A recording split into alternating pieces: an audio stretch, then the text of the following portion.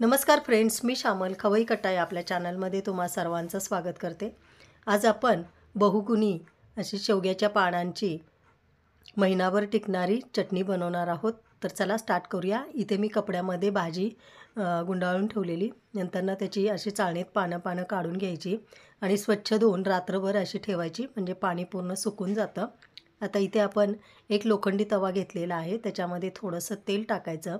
तेल चांगलं गरम झालं की मग आपण जी पानं धुवून घेतलेली आहेत ती टाकायची आणि चांगली अशी कुरकुरीत होईपर्यंत भाजून घ्यायची। तेल कमीच घालायचं, जास्त नाही घालायचं। चांगली कुरकुरीत होईपर्यंत अशी परतत राहून भाजून घ्यायची।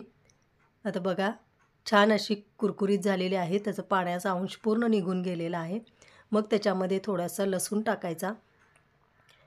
एक 4-5 लसणाच्या पाकळ्या मी घेतलेल्या आहेत, तो पण पानांबरोबर थोडासा भाजून घ्यायचा आणि गॅस बंद करून गार व्हायला ठेवायचं। बघा कशी अगदी पानं एकदम अशी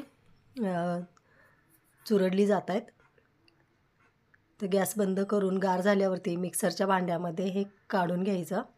आता त्याच्यामध्ये थोडंसं इथे मी एक मूठभर भाजलेले शेंगदाणे टाकलेले आहेत, चवीपुरते मीठ टाकायचं, तिखट टाकायचं, थोडेसे जिरे टाकायचे, थोडीशी हळदपूड टाकायची आणि थोडंसं असं चालू बंद करून आपण जशी शेंगदाण्याची चटणी करतो त्या प्रमाणात हे बारीक करून घ्यायचं। बघा कशी छान मस्त झाली आहे आणि भाकरीबरोबर तर खूप छान लागते। आता आपण ही प्लेटमध्ये काढून घेऊया।